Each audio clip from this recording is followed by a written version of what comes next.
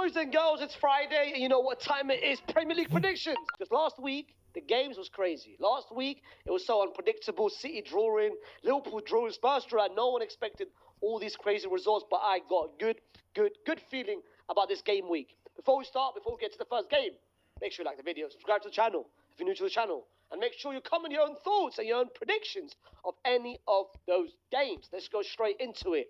And the first game is Villa versus Forest. Of course, Villa's unbeaten streak, unbeaten, winnable, whatever you want to call it, 11 games in a row, 9 games in the Premier League, all wins, came to an end against Arsenal where they lost 4-1. Man, disappointing result from Villa point of view, but if you actually looked into it, they had 2 key players missing out in Kamara and Matty Cash. They played against a Forest side who also lost. He also lost against Everton at home, very disappointingly, and West Ham is slowly catching up to Forest. They're only 3 or 4 points behind Forest. So Forest needs to start making some ground and needs to start picking up points. But I don't think there's going to be this game. I do think Villa will bounce back, and I do think Villa will win this game. And I've got Villa going with a 2-1 win. Then we've got Brighton versus Burnley. And Brighton, I don't know what's going on. I don't know what the manager's thinking. I don't know what the players are thinking, bro.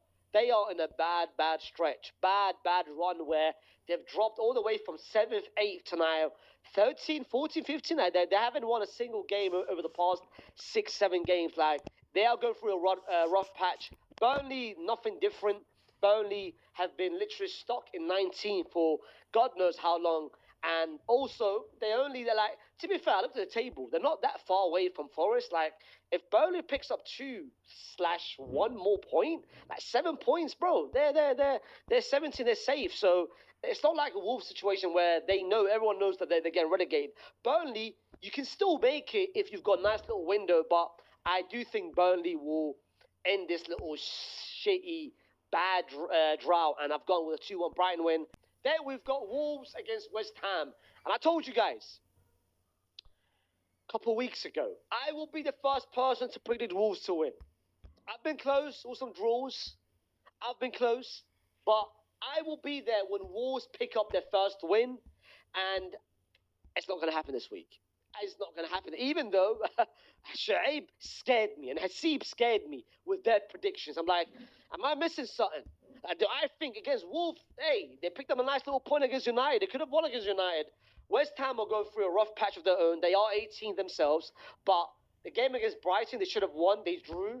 And I do think they'll bounce back and actually win this game. Like the games which you think Wolves can actually do it, they don't. Hence the reason why I think everyone thinks now Wolves will win this game because West Ham has been bad, but I don't think it will happen. I might be wrong. I might be the only one being different.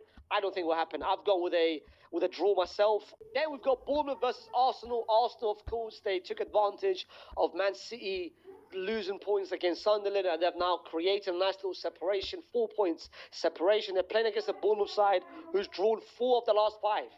Bournemouth haven't won a single game for the past 10 attempts, 11 attempts. The last time they won was the game against Forest, which happened all the way in November. So it's been a while since they've actually picked up a win. They need a win. They desperately need a win, but I don't think it will happen again this game. I do think Arsenal have been rock solid. I think they'll continue to be rock solid, and these are the kind of games which I think back in the day I would think I used to think that Arsenal dropped these kind of tough away games, but this season they've proved me with the game against Newcastle, the game against Everton, they know how to pick up 3 wins. They know how to grind at 3 point. But I think this one, all right, it's not even a grind. I think they'll win convincingly. I've gone with 3-0 Arsenal. Then we go on to Sunday and Leeds versus Man United, a game which on paper, as crazy as it sounds, and this is why standards have dropped massively. Standards have dropped massively for this United side. As crazy as it sounds, everyone actually thinks Leeds are winning. Because when I saw the results, I'm like, bro, everyone, and even from what I've seen and read about United content creators, everyone actually thinks Leeds will pick up a point from this game, or even 3 points. For some reason, with Ruben have shown over the past year, when you think things go rough, when you think 1 or 2 results will mean he might get sacked, he makes it out of nowhere. He survives somehow. That the game against Palace comes to mind where everyone thought he would lose. Boom, he beat Palace 2-1 away from home. Again, I do think it's going to be one of those games. I've gone with United to win 2-1. Again, very narrowly. I think they will maybe go behind something like that. But I think they'll win 2-1 narrowly. Then we've got Everton versus Brentford, and Everton need to win.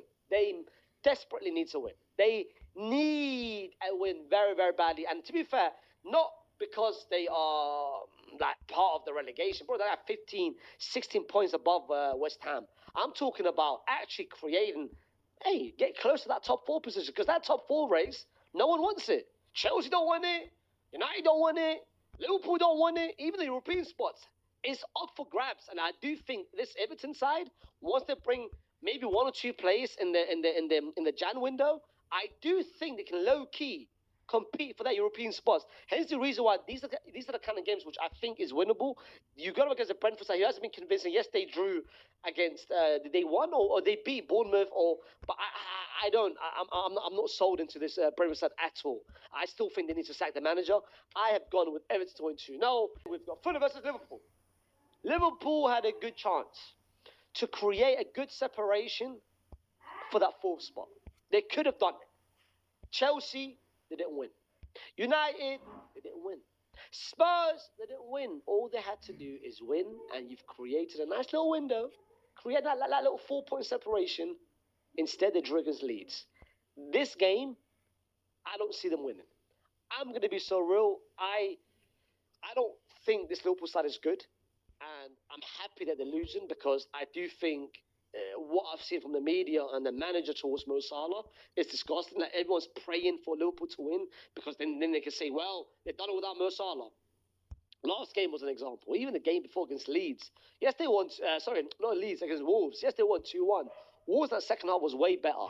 I do think this Liverpool team, they're not that great, despite the fact that they've got some good players. But system-wise, I told you, Arne Slot hasn't figured out a system. He's just praying. He's just saying, no Mo Salah, no Isaac, let me just pray something. Let me just put him on midfielders. He doesn't know how to coach.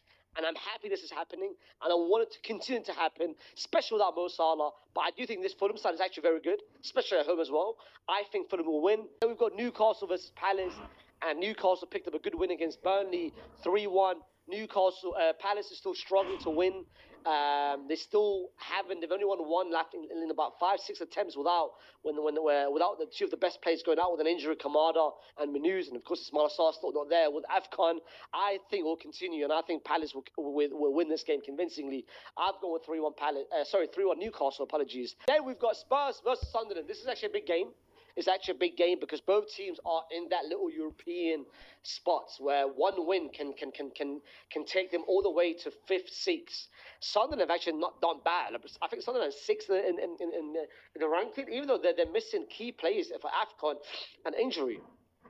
But Spurs, again, similar to Ruben, when Thomas Frank is under pressure, when Thomas Frank knows, shit, I need to win or else my position is gone, he goes through a nice little window where the last one they did it in the Champions League with Sparta Prague. Recent as well, they've done their nice little home window. I think it will continue. I've gone with a Spurs win 2-0. Now we've got the biggest game of the game week. This is the game that I want to talk about. This is the game that means something.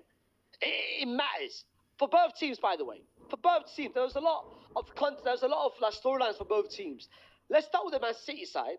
Man City, you have now allowed Arsenal to create a gap of 4 points between yourself. You drew against Sunderland.